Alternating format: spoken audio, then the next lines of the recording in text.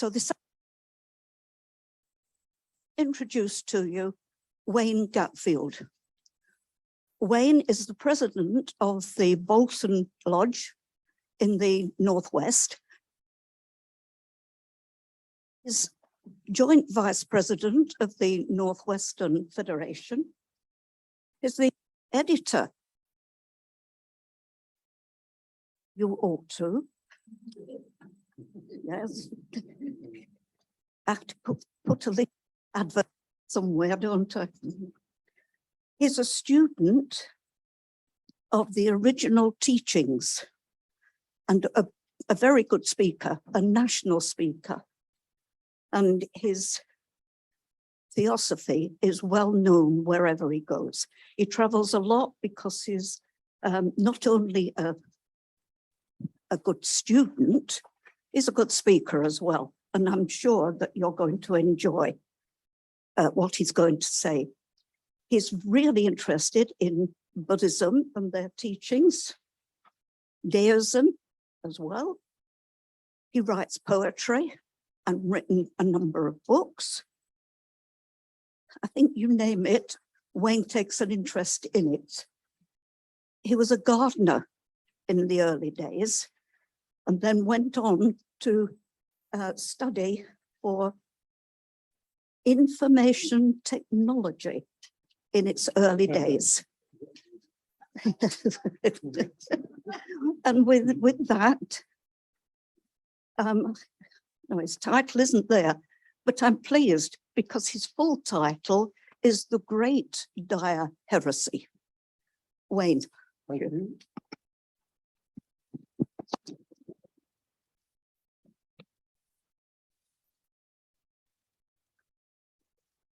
Well, thank you everyone for turning up.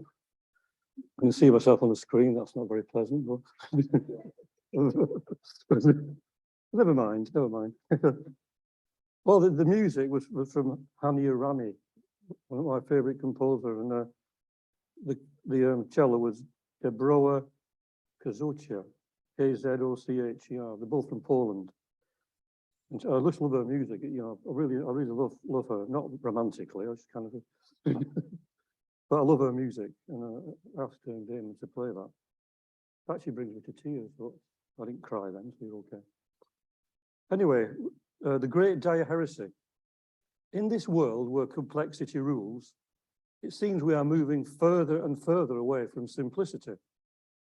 One of my favorite quotes from Sri Shankaracharya states that our minds can be lost in a labyrinth of words, like a man in a thick forest. Has our obsession with complexity made us any better as human beings? Or has it had the effect of dehumanizing us as a society? As long as our minds are trapped by the glitter of the outer world of mechanical toys, we will never discover who or what we really are. It is true that advances in technology can serve us in many positive ways, but we must be careful that the slave does not usurp the master. As our minds are filled more and more with trivia, we may lose sight of the deeper feelings that lie within the heart of the aspirant to a higher wisdom. This immersion in the outer world clutters the mind so that the light of true divinity is unable to pierce the thick clouds we have created by a limited view of the world and of ourselves within that world. Do we even know what true love is when disentangled from lust, sentimentality, and emotionalism?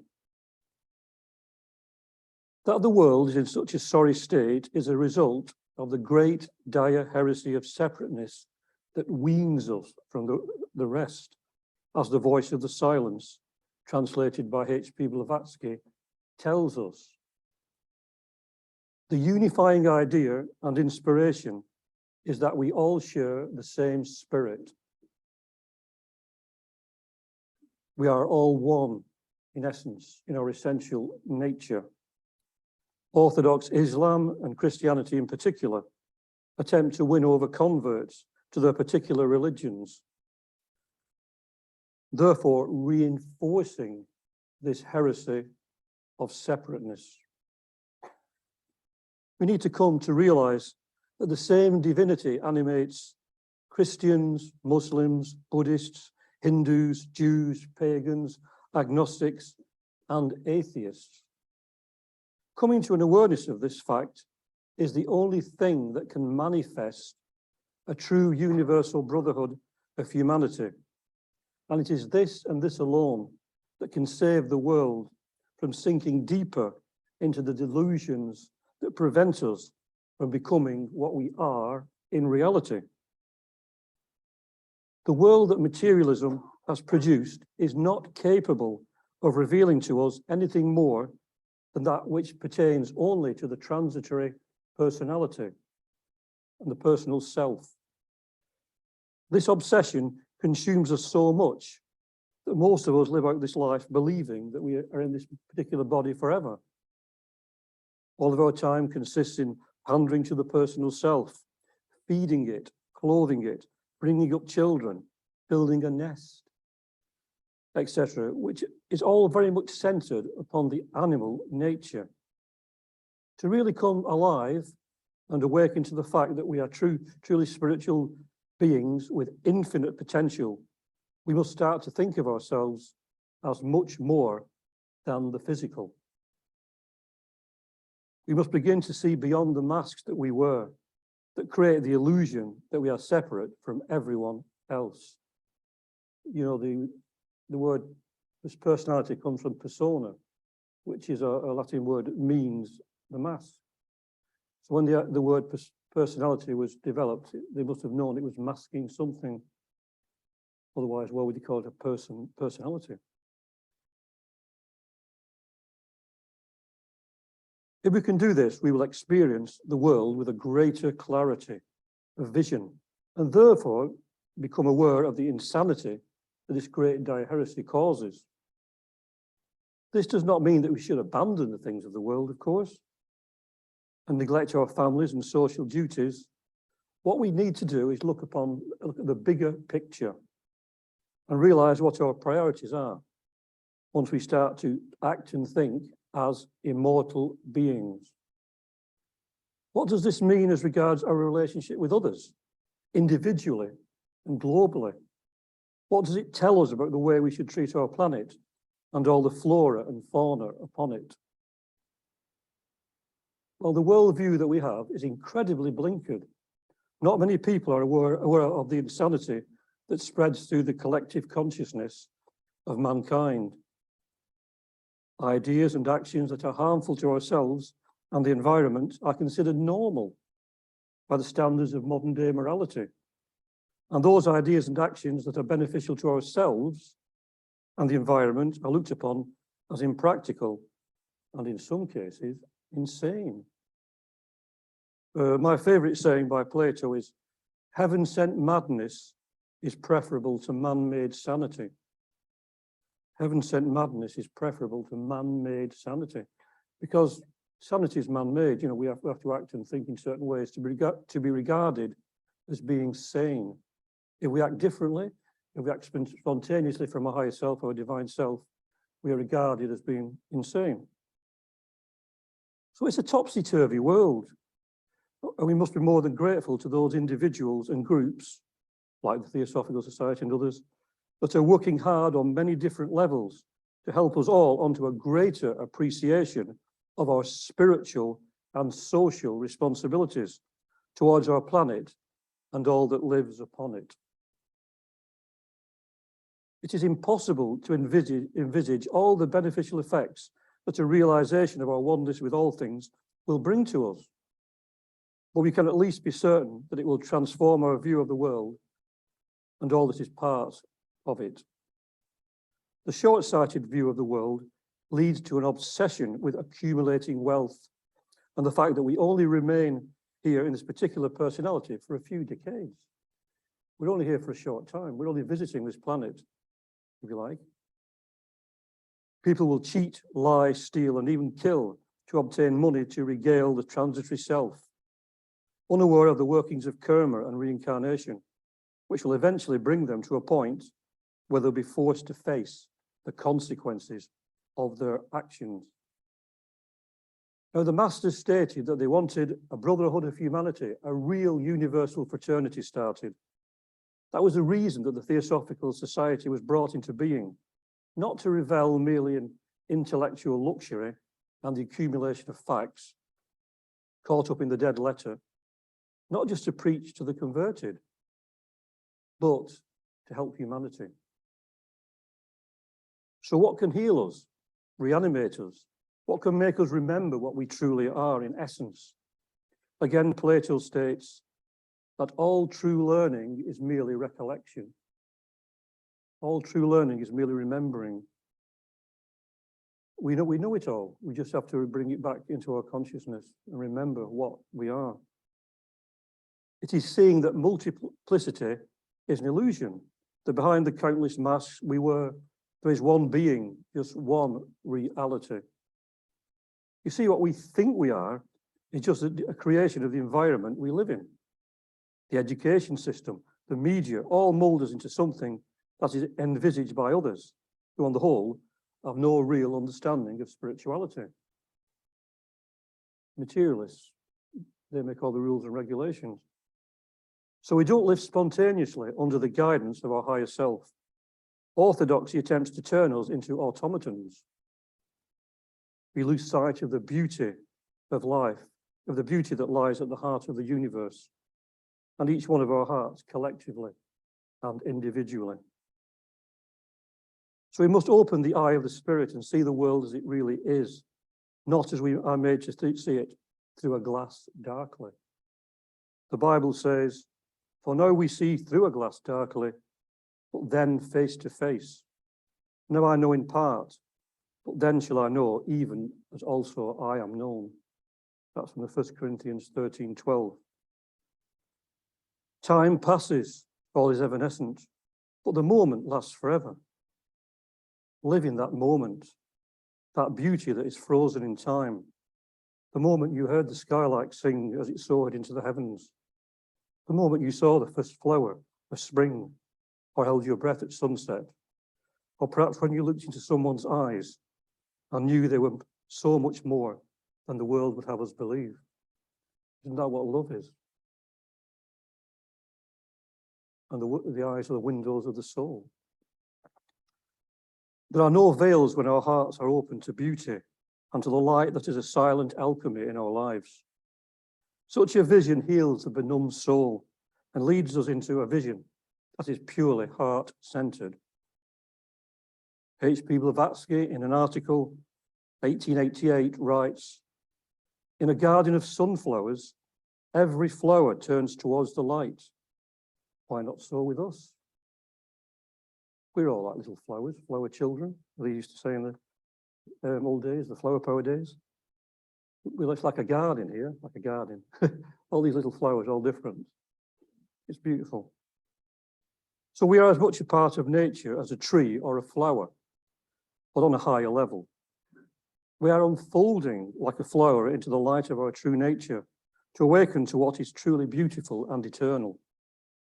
Earthly beauties are transient, but the source of beauty is eternal, and the soul knows what is akin to that beauty and flies to it. There's a book called The Secret Rose Garden by Sheikh Mahmoud Shebestari. I love that. It's a beautiful book. I like the title, but I like the film, The Secret Garden as well. And in it has this poem.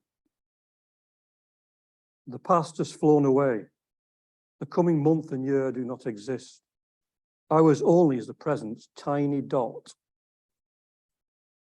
Time is but a fancied dot ever moving on, which you have called a flowing river stream. I am alone in a wide desert, listening to the echo of strange noises. That's how I feel too. You are asleep and your vision is a dream. All you are seeing is a mirage. When you wake up on the morn of the last day, you'll know all this to be fancy's illusion. When you've ceased to see double, earth and heaven will be transformed.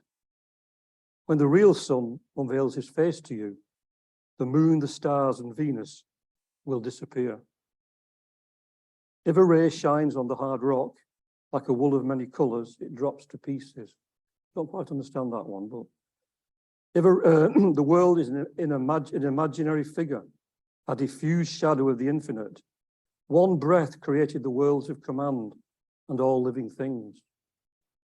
The imagination produces phenomenal objects which have no real existence. So this world has no substantial reality, but exists as a shadowy pageant or a play. All is pervaded by absolute being in its utter perfection. There are many numbers, but only one is counted. There are many numbers, but only one is counted. So the real process of healing involves a change in the way we see the world and relate to our fellow human beings and our fellow creatures. Seeing beyond the masks, as said before. In society, all is rush, but we need to slow down.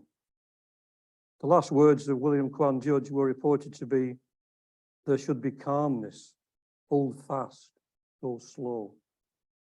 And William Henry Davies writes a poem in his poem on leisure.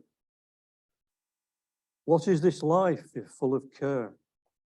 We have no time to stand and stir, no time to stand beneath the boughs and stir as long as sheep or cows. No time to see when woods we pass, where squirrels hide their nuts in grass. No time to see in broad daylight, streams full of stars like skies at night. No time to turn at beauty's glance and watch her feet how they can dance. No time to wait till her mouth can enrich that smile her eyes began. A poor life this, if full of care. We have no time to stand and stir. So modern ideas of leisure are to indulge in some sporting activity or watch TV or read a book or go on an adventure holiday or surf the internet, etc. Not many want to simply stand and stir. But when you stand and stir, don't stand and stare at someone else because you probably get arrested. But if we slow our lives down, if we cultivate calmness, and if we hold fast, the clouds that obscure the sun of our understanding will dissipate in time. The non-essentials will clear the way for those deeper truths that reveal to us the wonder of being alive on this planet.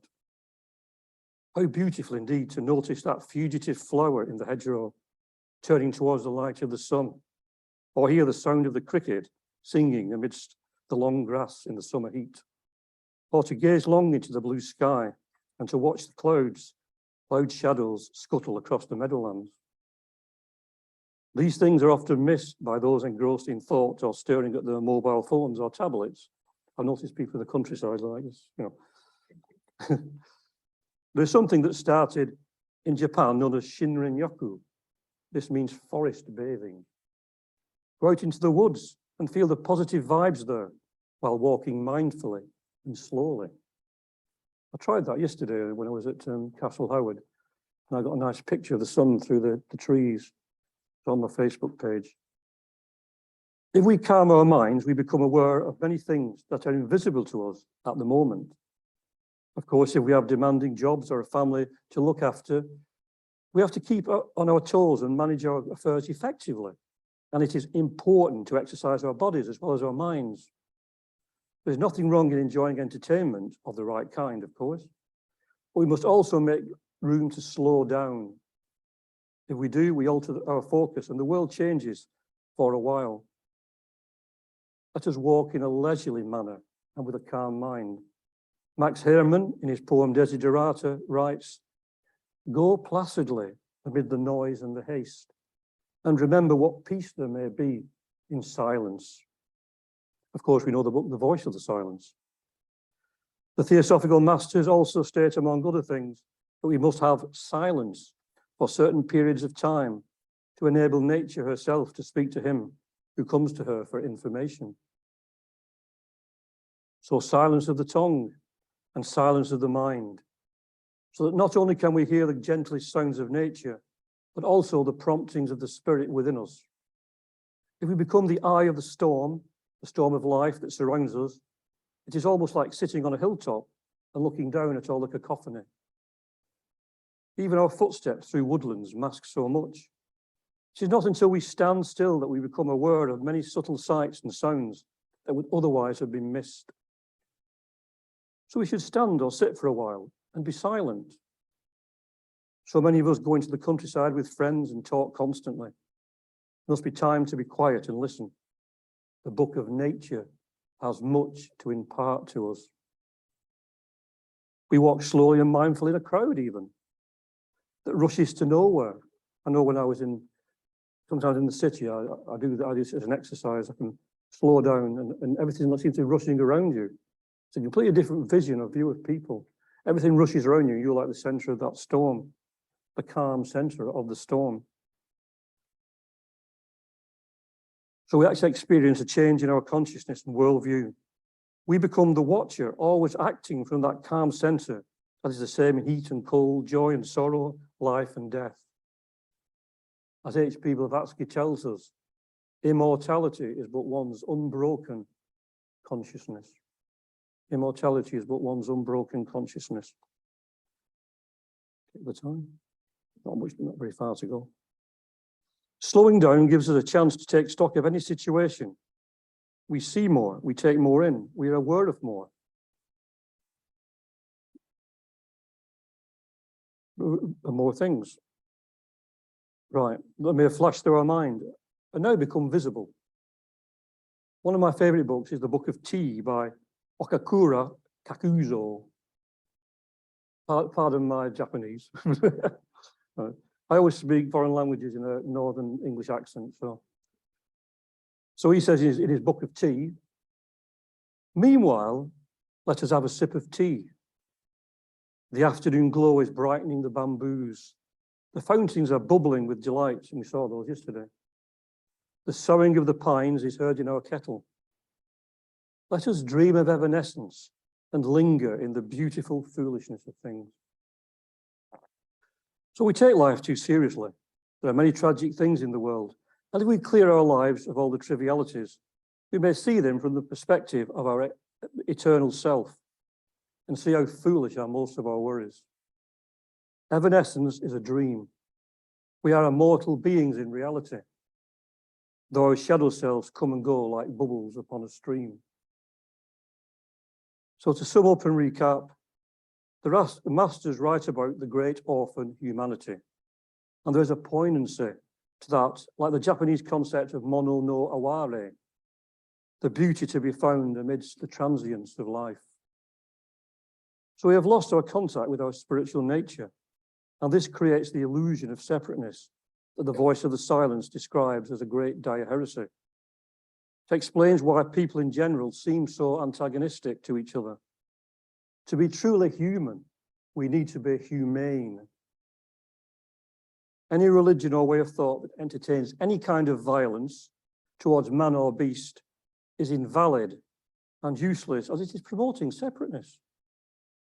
The reason that the Theosophical Society came into being was to show us that there is a reality beyond the illusion of separateness, and that all imagined differences are man-made due to our divorce from our spiritual nature. So it's a really good exercise to try to see others as spiritual beings on a human journey and to try to understand their point of view. If someone does what we regard as evil, then sending them angry thoughts will only fuel the anger in them. That is common sense. So as the Buddha says, hatred does not overcome hatred, only love overcomes hatred. And Jesus says, love your enemies and bless those that curse you. Of course, this is not easy. But who said that the spiritual path was easy? It is really, but we have such complicated minds in this society that we can't get back to simplicity. So it's hard and easy at the same time. When we start to work on ourselves seriously, we have to face much that is unpleasant that comes to the surface. So Jesus and Gautama Buddha and many others before and since emphasized in their teachings, we should learn to love one another. We should learn to love one another. That's it, isn't it? Jesus said, all I ask is that you love others as I've loved you. That's all I'm saying. on the fact that we share the same spirit. And it's the only way we can actualize a universal brotherhood and sisterhood of humanity, regardless of race, creed, sex, caste, and color. Later, this universal brotherhood was made into a nucleus. And as Theosophical students striving to become Theosophists, the least we can do is to try to live up to that and show the world how people of different cultures can live together based upon the oneness of all things. I'll just finish now with a quote from HPB, from an article, The Beacon Light of Truth, from La Revue Theosophique, apologizing to all French people. I say it again, it is only Theosophy well understood that can save the world from despair by reproducing social and religious reform, a task once before accomplished in history by Gautama, the Buddha, a peaceful reform without one drop of blood spilt, each one remaining in the faith of his fathers if he so chooses. To do this, he will only have to reject the parasitic plants of human fabrication, which at the present moment are choking all religions and churches in the world. Let him accept but the essence, which is the same in all. That is to say, the spirit which gives life to man in whom it resides and renders him immortal. Let every man inclined to go on to find his ideal, a star before him to guide him. Let him follow it without ever deviating from the truth, from his path. And he is almost certain to reach the beacon light of life, the truth, no matter whether he seeks for it and finds it at the bottom of a cradle or of a well. So let's take heart with that and go about making it a living reality in all our lives. Thank you.